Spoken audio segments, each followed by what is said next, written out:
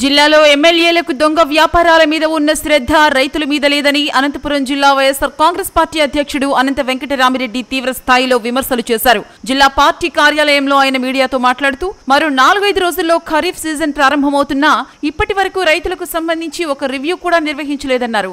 జిల్లాలో 3,30,000 క్వింటాళ్ల విత్తనం గతంలో సరఫరా చేసేవారని, అయితే ఇప్పటి వరకు 1,14,000 క్వింటాళ్లు మాత్రమే తీసుకొస్తామని చెప్తున్నారంటే ప్రభుత్వానికి ఎంత చిత్తశుద్ధి ఉందా అర్థమవుతోందన్నారు. ఇన్సూరెన్స్ పంట రుణాలకు సంబంధించి ఇప్పటి వరకు ఎలాంటి ప్రకటన చేయలేదన్నారు. 2023-24కు సంబంధించి కూడా ఇన్పుట్ సబ్సిడీ, క్రాప్ ఇన్సూరెన్స్ విడుదల చేయలేదని ఆగ్రహం వ్యక్తం చేశారు. జిల్లాలో 3 మంత్రులు, ఇన్ఛార్జి మంత్రి ఉన్నప్పటికీ కూడా రైతులకు సంబంధించి ఒక రివ్యూ కూడా నిర్వహించలేదన్నారు. జిల్లా పరిషత్ సమావేశం జరిగితే ఎవరి ఫోటోలు ఉండాలన్న దాని మీద రచ్చ చేస్తారు, కానీ రైతుల గురించి పట్టించుకోరన్నారు. ఎమ్మెల్యేలు తమ ఆదాయం పెంచుకునేందుకు దొంగ వ్యాపారాల మీద దృష్టి సారించేందుకే సమయం సరిపోతుందన్నారు. ప్రస్తుతం మహానాడులో జిల్లా ప్రజాప్రతినిధులంతా హాజరవుతున్నారని, కనీసం ఇప్పటికైనా ముఖ్యమంత్రి వద్దకు వెళ్లి రైతుల గురించి మాట్లాడాలన్నారు. ఇప్పటికైనా మీ స్వప్రయోజనాలను వీడి రైతుల గురించి ఆలోచించాలని అనంత వెంకటరామిరెడ్డి సూచించారు. నేను వ్యవసాయ జేడీ గారితో కూడా మేము మాట్లాడితే ఇంకా ఒక వారానికో 10 రోజులకో విత్తన పంపిణీ స్టార్ట్ చేస్తామంటారు, కానీ మీకు సప్లై చేసిన ప్రభుత్వం ఇస్తానన్న 1,13,000 14,000 క్వింటాలు సరిపోతాయంటే వారు కూడా సరిపోవు. గత సంవత్సరం 1,74,000 క్వింటాలు ఇచ్చినా కూడా సాలలేనిటివి ఎలా ఇస్తారని చెప్పేసి వ్యవసాయ జేడీ గారే ఈరోజు మాతో కూడా చెప్తా ఉన్నారు. పోతే పని వారంలో అయినా సమీక్ష చేసినారంటే ఇంతవరకు కలెక్టర్ గారు కానీ జిల్లాలో వ్యవసాయ అధికారులతో ఒక సమీక్ష కూడా జరగలేదు. ఈ జిల్లాలో ఇన్ఛార్జ్ మంత్రి వచ్చిపోతున్నాడు. ఈ జిల్లాకు, ఉమ్మడి జిల్లాకు 3 మంత్రులు ఉన్నారు, 14 మంది శాసనసభ్యులు ఉన్నారు, 2 ఎంపీలు ఉన్నారు. ఒక్కరు కూడా ఈ విషయాన్ని గురించి ఎవరు మాట్లాడలేదు. కనీసం ఎలా చేస్తారు, రైతులు ఎలా చేస్తారు, విత్తనమేమి, ఎరువులేమి, ఏమైనా బ్యాంకులు లోన్ ఇస్తాడాయా లేదా, గత సంవత్సరాన్ని కట్టి ఏమైనా రెన్యూలు చేసుకోవాలన్నా, లేకపోతే ఏమైనా కట్టేసి ఇంట్రెస్ట్ ఏమైనా ప్రభుత్వం కట్టాలని రెన్యూలు చేసిన పాపాలు కూడా పోలేదు. మన ముఖ్యమంత్రి ఉరవకొండ నియోజకవర్గానికి వచ్చినప్పుడు ఎవరు కానీ ఎత్తను కూడా ఎత్తలేదు. పోతే పని నిన్న జిల్లా పరిషత్ మీటింగ్ నిన్నే జరిగింది, 21వ తేదీ ఈ నెల, 5 రోజుల కిందట. కనీసం ఒక శాసనసభ్యుడు, ఒక జెడ్పీటీసీ మెంబరో, అధికారులు కనీసం అజెండాలో తీసుకొని రైతుల యొక్క పరిస్థితి, ఖరీఫ్ వస్తుంది, ముందస్తుగానే వానలు వస్తాయని చెప్పేసి వాతావరణ శాఖ చెప్పింది, ఏమి అనేది కూడా అడిగిన పాపం అసలు ఎక్కడా లేదు. అనవసరమైన విషయాలు, ఫోటో ఉండాలా, ఫోటో ఉండకూడదా, ఎవరి ఫోటో ఉండాలి, ఎవరికి హక్కు ఉంది, నాకు మండలంలో ఎవరో చేయలే, ఏమి చేయలే, సీఓ గారు ఇటువంటివి డిస్కషన్ చేశారు. కానీ దాదాపుగా 6 గంటలు 7 గంటలు జరిగిన డిస్కషన్లో ఎక్కడ కానీ ఈ జిల్లా రైతాంగం గురించి కానీ, రైతుల యొక్క పరిస్థితి కానీ ఎక్కడ కానీ అసలు అటువంటిది ఏమి చేయలేదు. మేము గత సంవత్సరం కూడా మేము చెప్పాము, చాలా ముఖ్యమైనది. ఇవన్నీ సమస్యలతో పాటు కూడా ఎరువుల కొరత వచ్చింది. డిఏపి కానీ, యూరియా కానీ, పొటాష్ కానీ ఎరువుల కొరత వచ్చింది. ఇది ఆర్టిఫిషియల్గా ఎరువుల కొరత తీసుకొచ్చేసి ఒక్కొక్క బస్తా పైన 30 నుంచి 50 రూపాయల వరకు కూడా ఎక్కువ అమ్ముకుంటున్నారు వ్యాపారస్తులు. చర్యలు తీసుకోండి అంటే ఏం తీసుకోలేకపోయారు విజిలెన్స్ అధికారులు కూడా. ఈ సంవత్సరం కూడా నాకు ఉన్నంత ఇన్ఫర్మేషన్ ప్రకారం అందరితో నేను మాట్లాడాను, అధికారులతో మాట్లాడాను, రైతులతో మాట్లాడాను, వ్యాపారస్తులతో మాట్లాడాను. ఇంతవరకు మార్కెట్లోనూ డిసిఎంఎస్లో మాత్రమే యూరియా, డిఏపి, పొటాష్ అనేది కూడా పెట్టుకున్నారు. కానీ వారు సప్లై చేసేది ఒక 20% రైతాంగానికి కూడా సరిపోయిన స్టాకే వాళ్ళ దగ్గర ఉంది.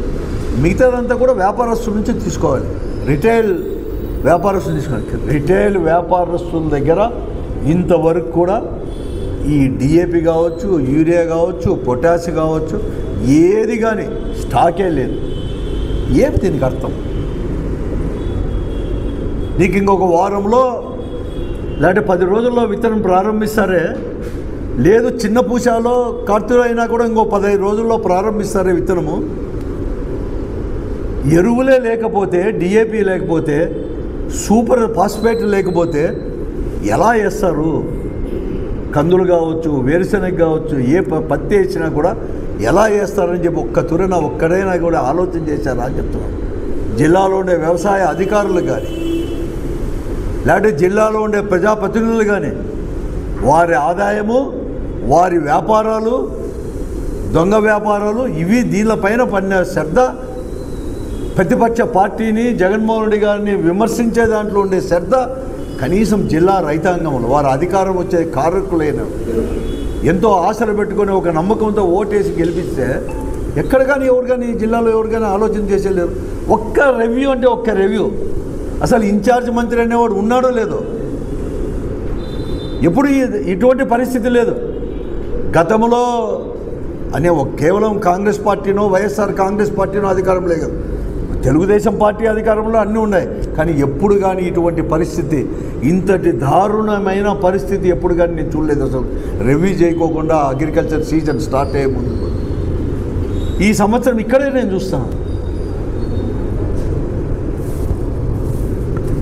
ఈ పరిస్థితి కూడా ఉంది. ఈరోజు కూడా ఎలా ఉంటుంది అసలు లోన్లు ఇస్తాడా లేదా, ఒక చాలా పెద్ద ముఖ్యమైనది. ఇంతవరకు ఏ బ్యాంకులో కూడా ఇంతవరకు కూడా మేము రెన్యూలు చేసుకోమని చెప్పాను, కానీ బ్యాంకర్లు కూడా పిలిచలేదు, లోన్లు ఇస్తామని చెప్పలేదు. ఎక్కడ ఏ బ్యాంకులు ఇంతవరకు స్టార్ట్ చేయలేదు. ఎలా ఉంటుంది రైతు పరిస్థితి, ఎలా ఉంటుంది? కాబట్టి ఇప్పటికే నేను డిమాండ్ చేస్తున్నాను.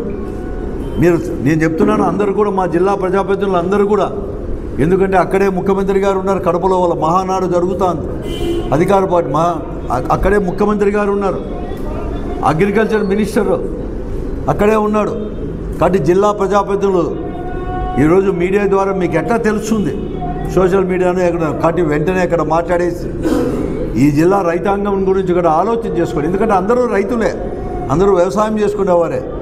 కేశవ్ గారు కావచ్చు, అలాగే ఆమె కూడా ఇక్కడ ఉండే ఇద్దరు కానీ మంత్రులు కానీ, ఈ జిల్లాలో 3 మంత్రులు ఉన్నారు. వెంటనే కూడా మాట్లాడి వెంటనే విత్తనం తీసుకొని వచ్చేసి వెంటనే కూడా విత్తనం రైతాంగానికి ఇప్పియాలని చెప్పేసి, ఎరువులు అవన్నీ కూడా అన్నీ కూడా సప్లై చేయాలని చెప్పేసి, గత ఖరీఫ్లో రబీలో బ్లాక్లో అమ్ముకునేట్లు కాకుండా అవసరం వస్తే ఇంకా ఎక్కువ స్టాక్ కూడా మార్కెట్ దగ్గర DCMS దగ్గర తీసుకొని వచ్చేసి రైతులకు కంట్రోల్ ధరలకే ఇవ్వాలని చెప్పేసి, గత ఖరీఫ్లో మాది స్పూరియస్ మందులు కాకుండా అవన్నీ కూడా చర్యలు చేపట్టాలని చెప్పేసి నేను డిమాండ్ చేస్తున్నాను జిల్లా రైతాంగం తరపున, ఉమ్మడి జిల్లా రైతాంగం తరపున కూడా.